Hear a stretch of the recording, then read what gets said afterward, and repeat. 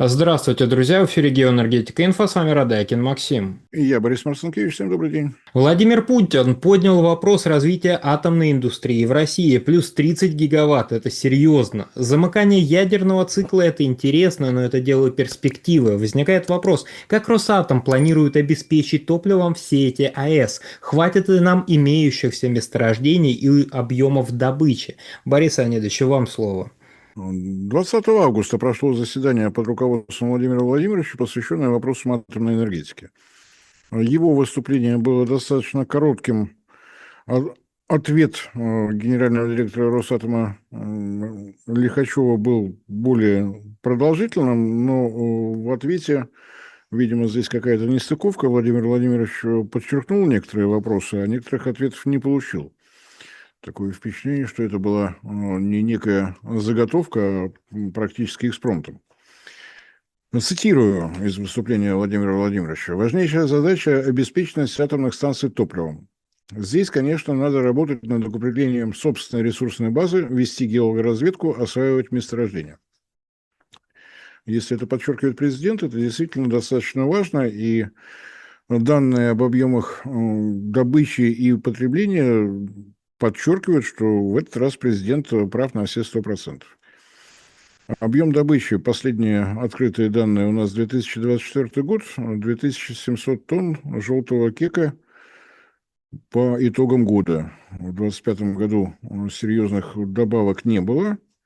У нас сейчас потребление превышает 3000 тонн, то есть даже сейчас, при том количестве действующих атомных энергоблоков, которые есть на сегодня, общая мощность, на всякий случай, напоминаю, 29,8 гигаватта, добирать уран приходится из месторождений Казахстана. На всякий случай напоминаю, вот у нас же много любителей рассказать, что Казахстан ведет себя неправильно. У Казахстана и Казатомпрома 8 совместных предприятий. И объем добычи урановой руды в Казахстане Росатомом, компания Урanium One, есть такая на 100% принадлежащая Росатому, но зарегистрированная по-прежнему в Канаде. В свое время это было удобно. У нас, на всякий случай, напоминаю, был даже небольшой родничок на территории Штатов. Но нерентабельно абсолютно. Удалось продать, и слава богу. Возникает вопрос, а если действительно будут построены все те атомные энергоблоки, которые предусмотрены нашей генеральной схемой размещения объектов генерации на период до 2042 года, которую утвердило наше уважаемое правительство в декабре 2024 года, но которое по-прежнему не имеет никакой дорожной карты. Тем не менее, Росатом руководствуется именно этим документом просто в силу того, что он утвержден правительством. Где брать дополнительное количество урана? Да, есть еще возможности немного нарастить добычу в Краснокаменске, в нашей урановой столице, но не в тех объемах, которые нужны. В 2024 году Росатом вышел на Большой Элькон. Большой Элькон – это огромное месторождение на территории Якутии, в Алданском районе, открытое еще в советские времена, не разрабатывалось. Не разрабатывалось сразу по нескольким причинам. Во-первых, не было транспортной доступности.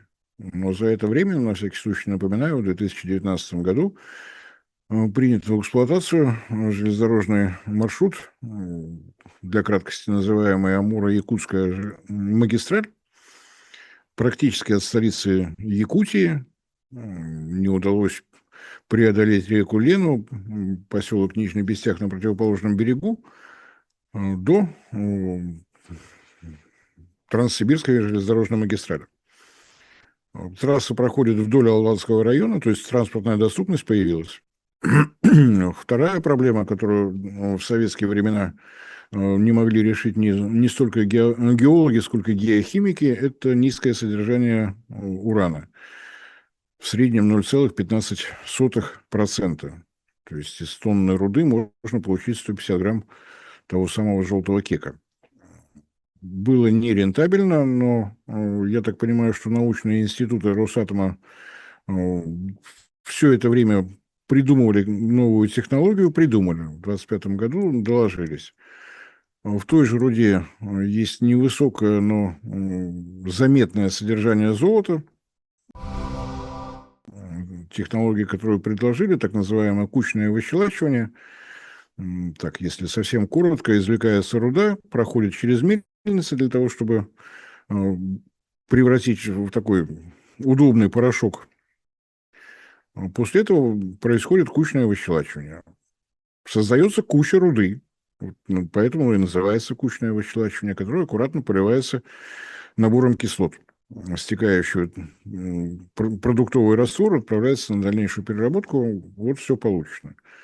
На первом этапе извлекается золото, и по итогам прошлого года на тех лицензионных участках, которые взял в разработку Росатом, получено более тонны золота.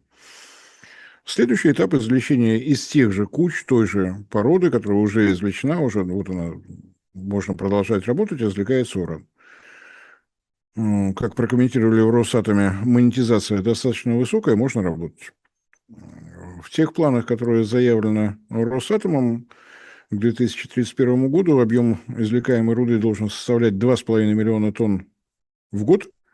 В этом случае это порядка 3000 тонн урана, и мы свои потребности внутри России закрываем практически полностью. С учетом того, что, возможно, небольшие добавки в Краснокаменске, обеспеченность должна быть полная, и Росатом продолжит ту же урановую идеологию. Все проекты внутри России должны обеспечиваться ураном, добываемым в России. Зарубежные проекты должны обеспечиваться ураном, добываемым за рубежом. Что это значит для Росатома? Ну, вроде бы уже все понятно. Что это значит для Якутии? С учетом площади Большого Илькона, которая превышает 10 тысяч квадратных километров, там в общей сложности 48 месторождений. Работа начинается только на части из них. Это действительно серьезный, долгосрочный проект, выгодный Якутии в силу появления новых рабочих мест, в силу появления нового промышленно-энергетического узла.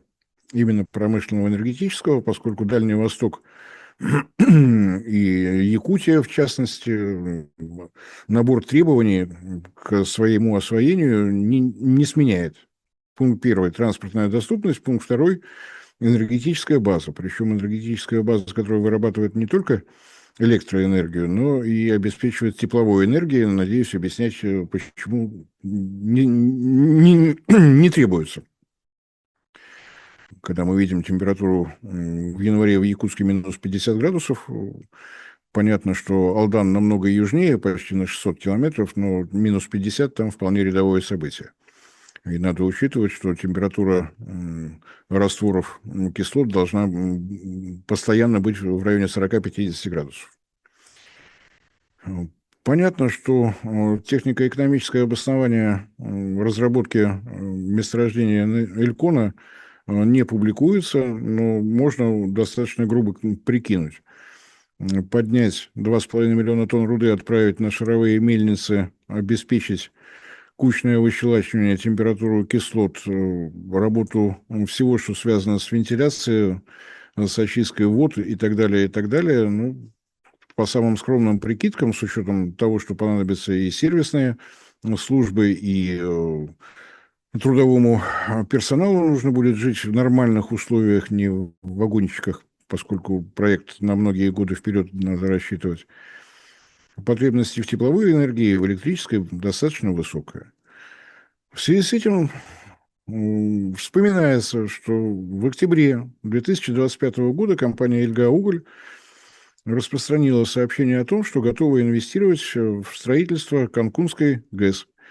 Название почти мексиканское, тем не менее, это река Тиммот, это Алданский район. Это мощность 1 гигаватт по проекту, который был разработан в 2011 году компанией «Росгидро» и сдвинут вправо. Казалось, что навсегда, но вот неожиданно появился частный инвестор, который готов в это вкладываться.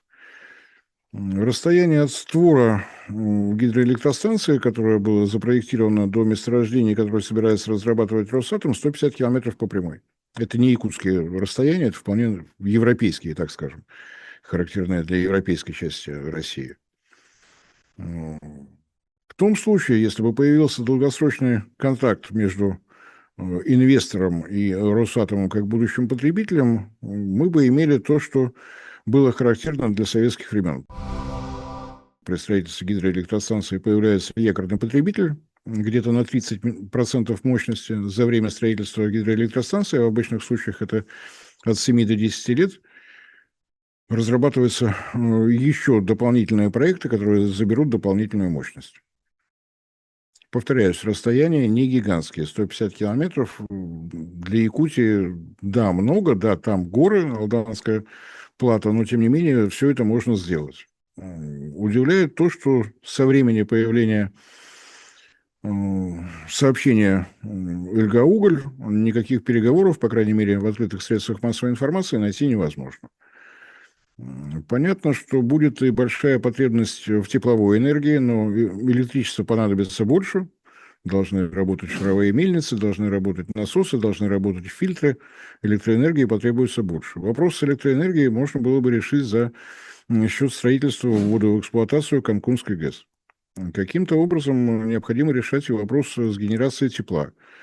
Но с учетом того, что расстояние от Алдана до Нирингри, где добывается не только коксующийся уголь, но и уголь энергетических марок, составляет 120 километров, этот вопрос тоже можно решить. Я надеюсь, что вот это короткое замечание президента России о том, что топливный ресурс для строительства атомных электростанций должен быть решен, и решен надежно, послужит стимулом для того, чтобы, ну, к примеру, руководство Якутии задумывалось о том, что на его территории может возникнуть новый энергопромышленный узел. А это достаточно важно для Якутии с учетом плотности ее населения. В обычных случаях нам говорят о том, что плотность населения Якутии 0,3 человека на квадратный километр, но это неправда. Нас, к сожалению, обманывают. 3 миллиона квадратных километров и 1 миллион человек – это, конечно, хорошо. И вроде бы как делить не очень сложно. Но надо учитывать, что население Якутска – это 380 тысяч человек, население Нерингри порядка 50 тысяч человек, население того же Алдана, которого мы неоднократно сегодня вспоминали, еще 15 тысяч человек. Это компактное поселение, на котором проживает практически половина населения. Вот поделите 500 000 на те же 3 миллиона квадратных километров, вы получите реальную плотность населения Якутии. Это вызывает дополнительные трудности и для энергетики. Да, у нас построена линия электропередач от Нирингри до Якутска протяженностью почти 800 километров, линии электропередач 220 киловольт. Данных о том, какие объемы по ней проходят, в каком направлении, не поступают. Причин не знаю. Наверное, так надо. Окупится ли когда-нибудь линия электропередач, строительство которой обошлось в 18 миллиардов рублей? Сказать сложно. В том случае, если будут возникать дополнительные точки генерации, дополнительные потребители, можно говорить о том, что плотность сети в Якутии получит шансы на то, чтобы стать более плотной. А с учетом тех возможностей, которые дает геология Алданского района, здесь возможны и другие серьезные инвестиционные проекты. Я имею в виду открытые еще в начале 70-х годов весьма серьезные ресурсы апатитов, доказанные запасы 76 миллионов тонн качественной, хорошей руды. В советские времена не разрабатывалась, причина та же, не было транспортной доступности, и, кроме того, геохимики не сказали своего веского слова по поводу того, что делать с редкоземельными металлами, которые находятся в той же руде. Но с учетом того, что время строительства гидроэлектростанции от 7 до 10 лет, время на то, чтобы реализовать дополнительные возможности и получить в Алдане очень серьезный такой кусочек территориально-производственного комплекса, есть. И очень хочется верить, что либо в Якутии, либо в Росатоме, либо где-то еще в наших замечательных властных структурах обратят внимание на те проекты, которые возникают вокруг Алдана, вокруг реки Тиммот. Вот такое мнение по этому поводу очень хорошо, своевременно напомнил о существующей проблеме Владимир Владимирович Путин. Надеюсь, что отклики будут как со стороны Росатома, так и со стороны других заинтересованных лиц. Борис Леонидович, большое спасибо за комментарий, друзья. Подписывайтесь на Геоэнергетика Инфо, ссылка будет в описании и закрепленном комментариями. Там же будут реквизиты для желающих финансово поддержать наш проект, чтобы мы и дальше также бодро вещали на всех площадках без монетизации, исключительно благодаря вашей финансовой поддержке на спонсор.ру. Спасибо, до новых встреч. Не забывайте распространять наши ролики в доступных вам социальных сетях, это тоже существенная поддержка нашего проекта. Всем спасибо за внимание, всем всего доброго.